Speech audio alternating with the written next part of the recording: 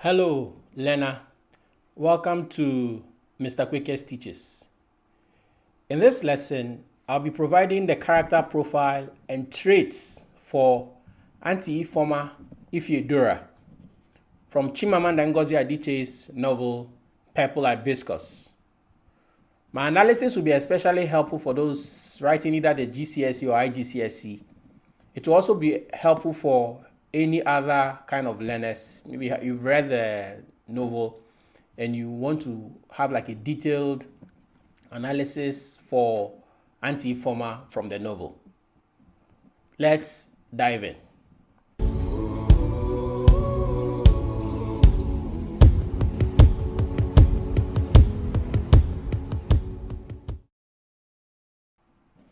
Now, let me begin by reading a question that I found from last year's GCSE or IGCSE 2022. And this is the question. Explore the ways in which Adichie strikingly portrays the difference between Kambili's mother, that's Mama, and Auntie Ifeoma. I'm going to give details of this essay or this, how you should go about this kind of essay.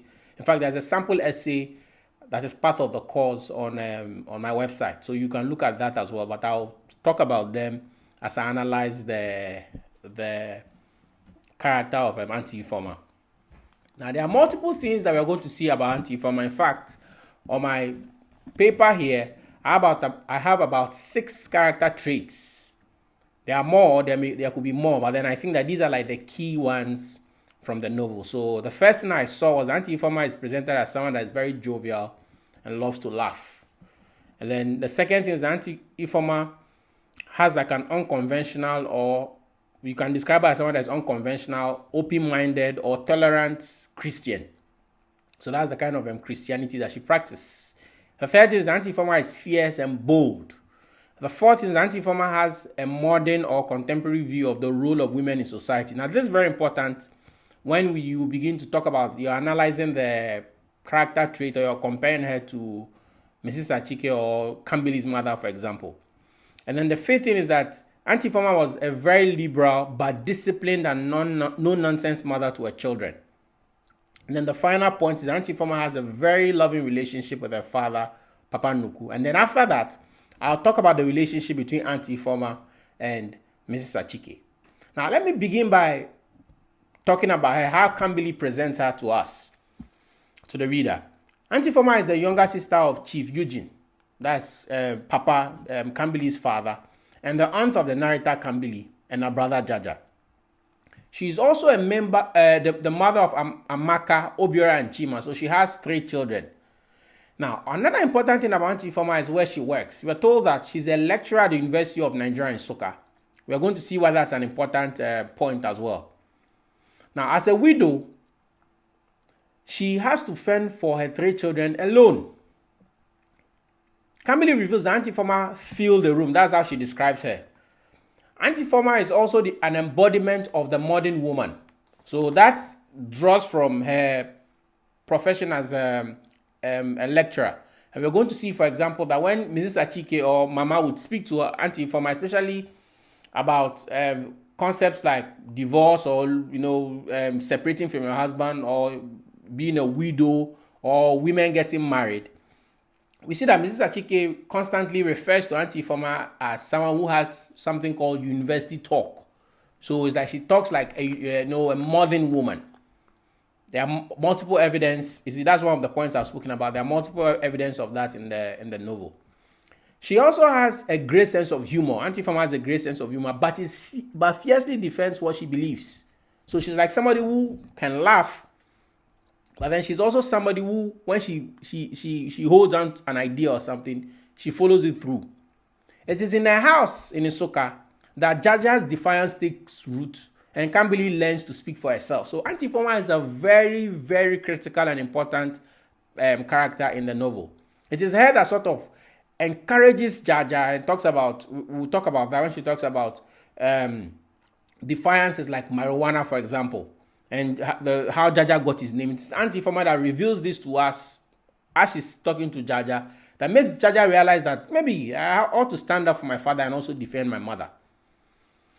It is Auntie Ifeoma who predicted that Jaja would grow up to be defiant like his namesake, Jaja of Opobo. So Auntie Ifeoma is a very important character in the novel. I think that without her, Kambili and Jaja would just have continued in their almost like sheep-like obedience to their father, to the point of, I mean, even I don't know, they're very old. I don't know. But then Auntie Ifeoma is a critical character in the play. Now let's look at her physical description. And this is how Kambili describes her. We see this in the quotes. Auntie Ifeoma was as tall as Papa, with a well-proportioned body. She walked fast, like one who knew just where she was going and what she was going to do there. And she spoke the way she talked, as if to get as many words out of her mouth as she could in the shortest time.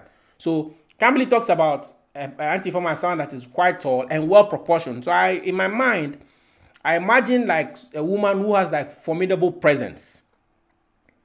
She's tall and well-proportioned, so not lanky but well-proportioned. And then she walked fast, and then she spoke fast as well, so she could speak her mind. And we're going to see that, for example, in a relationship with her brother, Chief Eugene, who most of the characters in the novel appear to kutotu, but she stands up to him, and she, as much as possible, tries to speak her mind and tells him when he's doing things wrong, in the way he treats his wife, in the way he treats Kambili, in the way he also treats their father as well. Auntie Ifeoma is tall, and the evidence of this we see when Kambili says the wrapper that stopped above her calves, so her calves, would stop above the ankles of an average size woman. So that gives us vivid visual imagery of Auntie Ifeoma. In terms of her complexion, Kambili tells us that Auntie Ifeoma has a dark complexion face, revealing a gap between her front teeth. So she's dark in complexion. In terms of her education, like her brother Chief Eugene, Auntie Ifeoma also attended a missionary school. And we see this when she asked her father that, did I not go to a missionary school too? When, their father talks about the fact that it is the missionary school that Chief Eugene attended or Papa attended that has caused him to become what Auntie Ifeoma describes as a colonial product.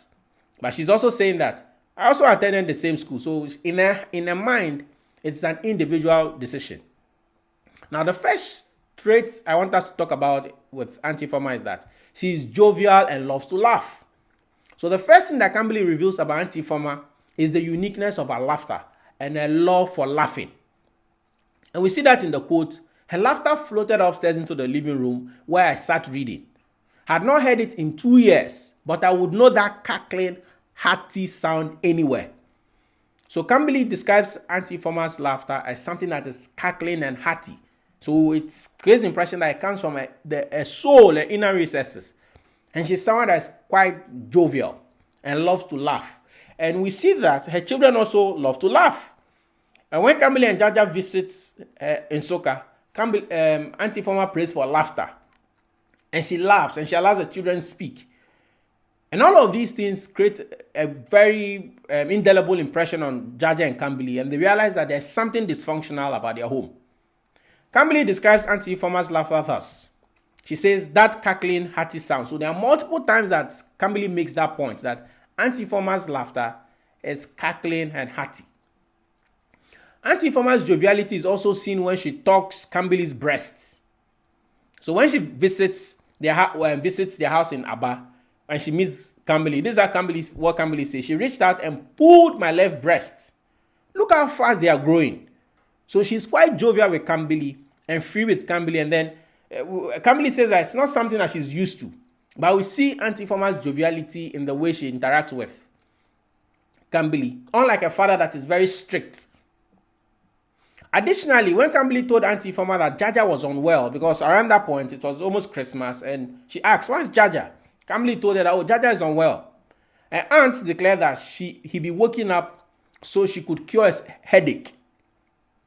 Quote, "A headache 3 days to Christmas? No way." This is Auntie Ifeoma speaking.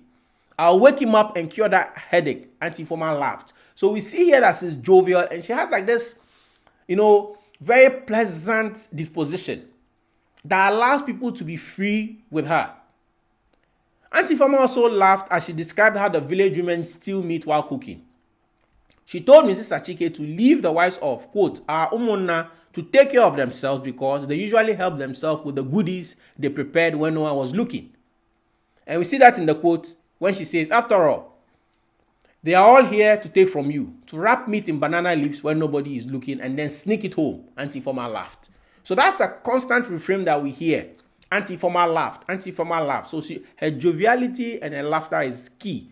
And while you're writing about her, for example, if you're given a question about, let's say, how does Adichie strikingly present Auntie Ifeoma in Purple Hibiscus, you can talk about the fact that her laughter. And we see, for example, that when Kambili visits Auntie Ifeoma and then hangs out with Father Amadi, Kambili herself says that for the first time in her life, she laughed. So it is something that's like, it's something that's communicable, kind of. She saw Auntie Ifeoma laughing and realized that it's something that is good. So these are some of the things that we see. The constant refrain that Auntie Ifeoma laughed. Auntie Ifeoma also teased and laughed when Papa Nuku said that in his younger years, he could pluck from a tree without climbing it because of his height.